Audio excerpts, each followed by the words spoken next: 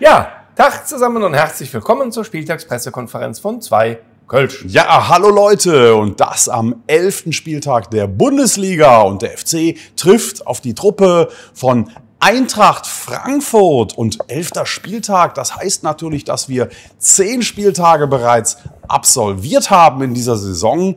Und da sagen ja immer ganz viele, das ist der erste Moment, wo man ein erstes seriöses Fazit ziehen kann am 10. Spieltag oder nach 10 Spieltagen. Und ein seriöses Fazit, dazu gehört vor allen Dingen auch ein seriöser Ort, an dem man es zieht. Und deswegen stehen wir hier unten im Keller im Gaffel am Dom. Und wenn das nicht seriös ist, dann weiß ich es nicht. Ja, hier kannst du seriös feiern. Hier kann man sich seriös einen löten. Oh. Das machen wir auch und das braucht man auch für ein seriöses Fazit. Ja, dann sagen, deswegen ziehen wir das gleich vor. 2 Kölsch. Auf 3 Punkte gegen die Eintracht. Prösterchen, Leute. Das war ein seriöses Kölsch. Ja, warum haben wir das jetzt vorgezogen? Wir müssen euch was zeigen. Es ist wirklich so nett. So kriegen wir unsere Shirts überreicht. Das finde ich so unfassbar nett. Mega, ja. Lieben Dank an die Kollegen von Shirty bzw. Xprint, die das jedes Mal für uns drucken und auch dann, wenn wir im allerletzten Moment kommen mit irgendeiner dämlichen Idee, was da draufstehen muss, ja. Und dann machen sich noch die Mühe und malen uns 2 Kölsch drauf. Ich finde das unfassbar, ne? Nett. So. Ja. Und deswegen, die sind nämlich genau wie unser erster FC Köln. Soll ich sagen, was drauf steht? Komm, wir gucken mal rein. Lass mal gucken, was da drauf steht. Wir gucken mal rein. So, was steht denn da? Da steht, Nicht, dass da jetzt Rechtschreibfehler drauf sind, ne, wo wir sie gerade so gelobt haben. oh, Quatsch. Was ist das denn? Nee. Da steht auf den Shirts, wir sind Auf Kurs. so. Das sieht so gut aus, da trinken wir direkt nochmal. Ja, normal. 2 Kölsch. Auf 3 Punkte gegen Frankfurt. Prösterchen, Leute.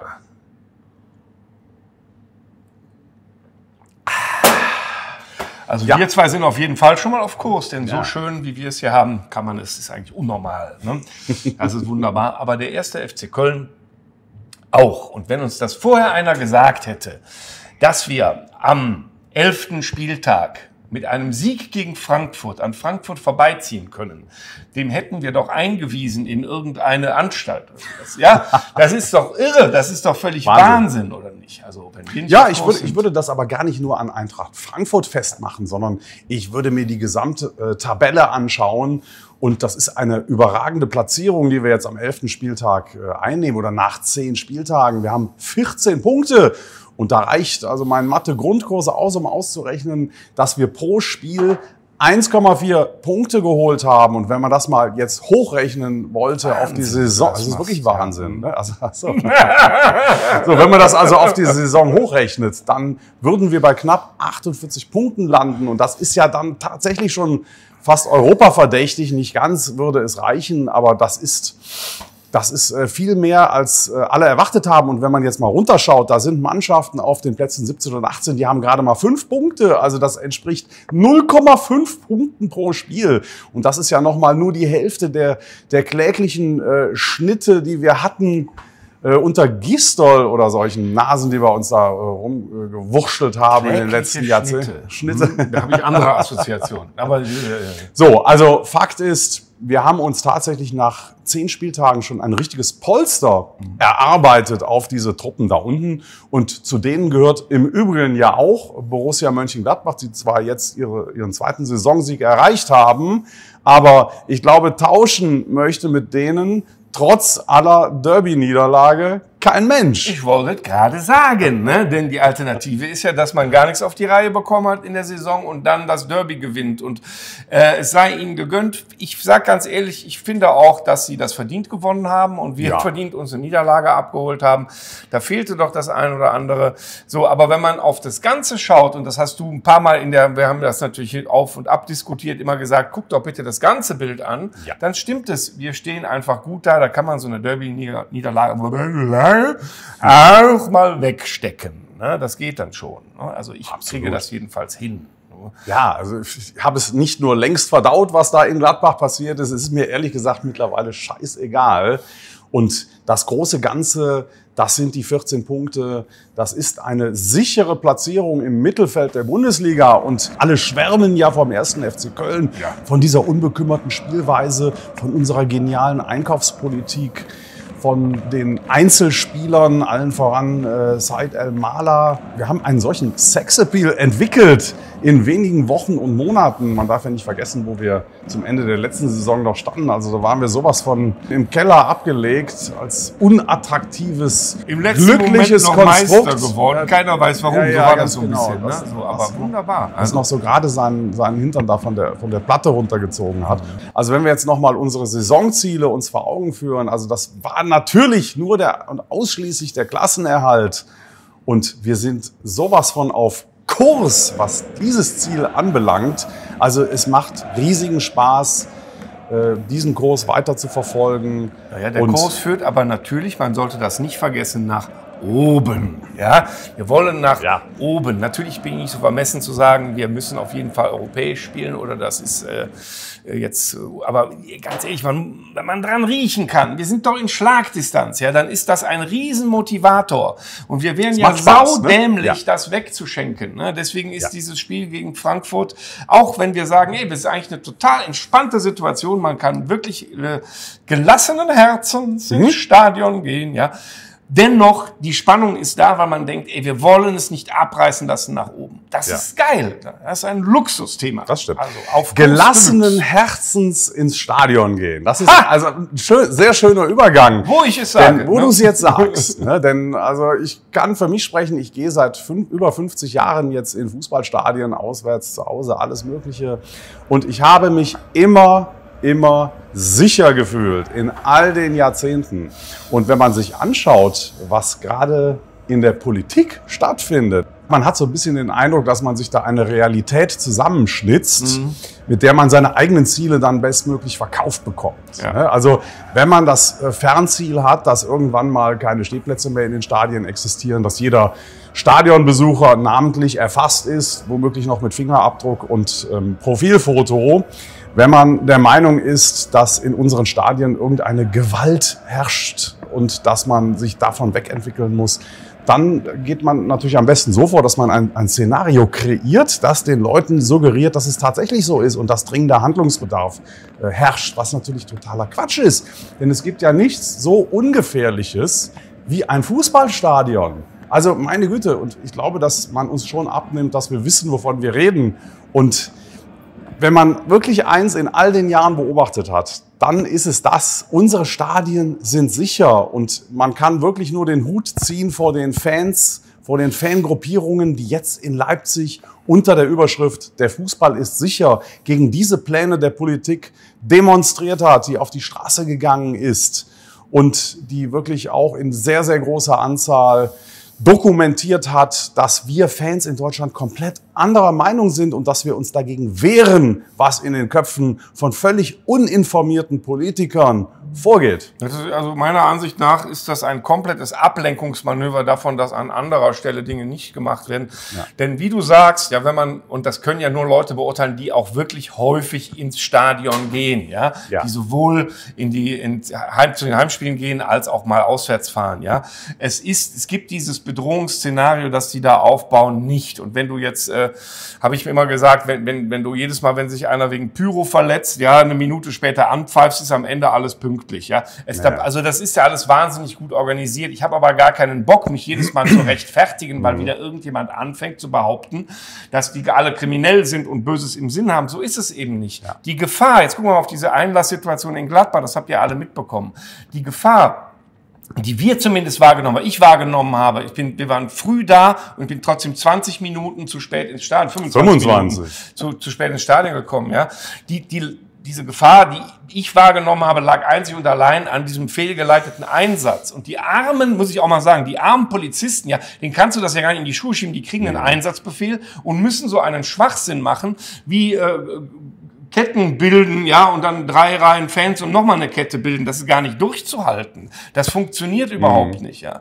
Die haben mir wirklich leid getan. Die haben mir super leid getan. Die haben sich auch selber geschämt, denn da haben sich tatsächlich Szenen abgespielt. Wir waren ja genau in dieser Truppe dann 20, 25 Minuten vor Anpfiff ging das los und wir waren tatsächlich erst kurz vor 25 Minuten zu spät im Stadion und wir standen vor dem Stadion und sie hatten Drängelgitter aufgebaut für die letzten Fans, die dann noch ins Stadion rein wollten und wir mussten da drüber klettern. Weißt du, wenn ich früher als 18-Jähriger wäre ich da im Scherenschnitt drüber gesprungen, aber heutzutage, also die Zeiten sind vorbei. Wir haben uns da echt rüber gequält und die Polizisten, die standen einen Meter vor uns, haben sich dieses Trauerspiel angeguckt, die haben sich selber geschämt, weil sie wussten ganz genau, so kann man mit Leuten nicht umgehen. Und das ist sowas von unzumutbar. Und dass man als Fußballfan mittlerweile natürlich im Stadionumfeld als Bürger zweiter Klasse von einigen Polizisten möchte da gar nicht alle über einen Kamm scheren. Aber es gibt immer solche und solche.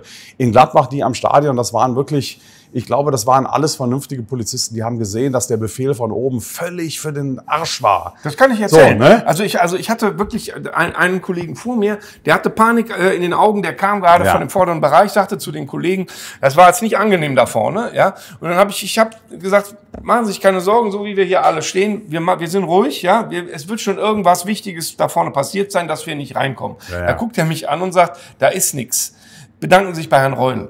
So, das heißt, am Ende des Tages, es ist ein Einsatzbefehl, der auch die Polizisten in Gefahr bringt, ja. Denn du, ganz ehrlich, du kannst ja sogar Opernpublikum gegen dich aufbringen, wenn du die daran hinderst, die teure Karte einzulösen, die sie bezahlt haben, da die Veranstaltung aufzusuchen. Da wird also die Frau in ihrer Supergarderobe wird sie wild, ja. Also das ist ja Quatsch. Also da kannst du nicht also eigentlich ist es ein Wunder, dass die FC-Fans so ruhig geblieben sind in dem hinteren Bereich dann. Das war echt ein Wunder. Also du bringst deine Leute in Gefahr und das heißt, du kannst nicht ernsthaft hingehen und sagen, ich bekämpfe hier irgendwas und machst aber nichts anderes, als die Situation zu verschärfen oder überhaupt erst scharf zu machen. Da war ja gar nichts. Und das Versagen lag natürlich auch darin, dass offensichtlich die Vorkehrungen schon so schlecht waren, dass vielleicht einige Fans dann sich auf Plätze da begeben haben, die ihnen eigentlich nicht zustanden. Das mag ja alles, aber das kannst du ja verhindern, egal ob du es jetzt durch Blocktrennung oder was auch immer. Musst dafür sorgen, dass eine solche Anarchie, wie sie in Gladbach in dem kompletten Gästebereich herrschte, dass jeder natürlich auch dahin drängte, wo er gerade hin wollte. Das geht nicht, aber da musst du Vorsorge treffen, dass so etwas gar nicht entsteht. Dann musst du nicht den Hinteren, die dann als Letzte, warum sind das dann die Leidtragenden für ein Versagen, was komplett fast stundenlang vorher stattgefunden hat? Warum sollen die Zeche zahlen und sich fast die Haxen brechen, weil sie über Wellenbrecher da drüber klettern müssen über Stahlgitter, für dummes Zeug. Ne, für nur dummes Zeug und völlig fehlgeleitet. Also und auf was für einer Grundlage? Nochmal, auf was für einer Grundlage? Was war zu befürchten oder sowas? Würde ich gerne mal wissen. Also ich habe nur gesehen, dass die Situation extrem aufgeladen wurde, dadurch, dass Leute nicht reinkommen. Würde mich interessieren, wie es dann ist. Das ist aber auch nur ein Einzelfall. Wir haben es ja tausendmal auch schon anders erlebt. Am Ende ist das Wesentliche, dass du in den Stadien sicher bist, dass da nichts passiert und dass es deutlich gefährlicher ist, aufs Oktoberfest zu gehen oder auf irgendeine Kirmes. Da kriegst du eher mal eins auf der Nuss. Ja, was sind das bitte für Statistiken, ne? Dass man sagt, ein Oktoberfest verursacht mehr Gewalttaten und ist deutlich gefährlicher als eine komplette Bundesliga-Saison in allen Stadien. Ja. Also das ist schick mal eine Hundertschaft rein zum Käfer. Oder bau mal ein paar Gitter auf. Also es tut mir leid, ich kann es nicht ernst nehmen und es gibt nur einen einzigen Grund, nämlich, dass die sich um andere Dinge nicht kümmern bzw. ablenken wollen davon, dass sie es nicht tun. Ich glaube, dass man auch ein Szenario hat aufbauen wollen, haben wir am Anfang darüber gesprochen, um Bilder zu generieren, die dann wieder einzahlen in diese ganze Sicherheitsüberschrift. Die Stadien sind nicht sicher hier, da ist der Beleg, guckt euch die Bilder an. Das ist aber selbst kreiert durch miserable Vorbereitungen, durch katastrophale Reaktion auch der Polizei, durch Entscheidungen, die getroffen werden von Leuten, die wahrscheinlich noch nie ein Fußballspiel besucht haben. Die Wahrheit ist die, wenn wir jetzt wieder auf Kurs, ne, wir sind ja auf Kurs, ne, die Kurven, soweit wir das beurteilen können, auf jeden Fall in Köln sind auf Kurs. Die haben über viele Jahrzehnte dafür gesorgt, dass die Rechtsradikalen raus sind. So ein Problem hatten wir in den 80er, 90er Jahren auch mal. Ja. Die haben dafür gesorgt und sorgen dafür, dass das da friedlich abläuft, dass diese ganzen Themen mit Pyro, das mag nicht jeder, das ist mir völlig klar, total gesittet ablaufen und organisiert. Wer mal dann sich das angeschaut hat, ja, der kann das bestätigen, der sieht, wie das gemacht wird, wie die dafür sorgen, dass da Sicherheit ist tatsächlich. Also die sind auf Kurs. Wie man die nicht mitnehmen kann, sondern gegen die arbeiten kann, ist mir ein komplettes Rätsel. Das führt nirgendwo hin. Also Politik an dieser Stelle eindeutig nicht auf Kurs und genauso wenig auf Kurs sind im Übrigen die die Preismacher bei Bayer Leverkusen. Denn diese Unverschämtheit, die wir jetzt gerade erlebt haben im Vorverkauf, dass man wirklich 84,70 € für eine Sitzplatzkarte, das ist ungefähr so für eine Aspirin oder so. Genau. Nein, also für eine Sitzplatzkarte im Stadion, die normalerweise 30 € weniger kostet und jetzt gegen den FC 30 € Top-Zuschlag. Das ist ein völliger Wahnsinn. Und dass ausgerechnet dieser monströse Konzern es nötig hat, den Fan jetzt auch noch bluten zu lassen und zahlen zu lassen für sein jämmerliches Konstrukt. Das weiß ich nicht. Also da drehen sich mir wirklich die Zehennägel um. Und na, wenn du deine eigenen Karten verschenkst, musst du ja irgendwo die Kohle herholen. Und die ganzen Monsanto-Klagen muss auch jemand zahlen. Dann halt wir beide. Ne? So, es ist jedenfalls, also es ist tatsächlich lächerlich. Ne? Also unfassbar. Es ist wirklich unverschämt. Und die reichsten, hast du immer gesagt, die reichsten Vereine haben die teuersten Sitzkarten. Ja, also sollte auch so nicht sein. Ne? Also, die sind falsch abgewogen. Nicht auf Kurs, definitiv. Nicht auf Kurs, nicht auf gar keinen Fall. Ne? So, wir haben jetzt auch noch mal einen neuen Kurs eingeschlagen, ne? Was unsere Sendung hier anbelangt. Ja, wir sind ab jetzt die Stimmen. Wir sind so wahnsinnig sexy, weil man uns nicht mehr angucken muss. Man kann uns jetzt auch hören. Wir werden jetzt unsere PK auch auf Spotify veröffentlichen. Und überall da, wo es Podcasts gibt. Ne? So, das ist der Plan. Und wir haben das auch mit alten, es gibt auch schon bei Spotify einige Sachen von uns, aber wir haben das nie regelmäßig. Also Saisonrückblicke und sowas. Gibt ganz schräges Zeug da. Nee, aber ich habe so oft von Leuten gehört, ich höre mir das immer beim Einschlafen abends an, da habe ich die Augen zu, also muss ich auch nichts sehen. Da würde mir die reine Audiospur ja auch reichen. Und ich habe das dann auch mal getestet und funktioniert. Ne? Also klar, die schönen Schnittbilder, die es manchmal gibt, die hat man dann natürlich nicht. Aber als Service für unsere Fans machen wir das ab sofort eben auch als reinen Audio-Podcast. Ja, also wirklich, wir werden jetzt visuell verträglich. Ja. Und ihr könnt uns dann und ich würde euch auch wirklich bitten, ne, hört's euch an und gibt's schön weiter. Ne? Aber liken und weiß ich nicht was. Ne? Auch da gibt es Algorithmen und so ein Quatsch. Ne? Ja, also ich würde sagen, Kursziel erfüllt. Yes. Ne? Ja. Und wir liegen auf Kurs und am Samstag werden wir sehen, was passiert gegen die Eintracht. Ich wäre mit einem Punkt zufrieden, bin ich ganz ehrlich. Und freue mich extrem auf das Spiel. Ja, also 18:30 Uhr. Es wird ein Fest. Wir sehen uns, wenn auch ihr den richtigen Kurs einschlagt. Macht's gut, Leute. Bis dann. Bis Samstag.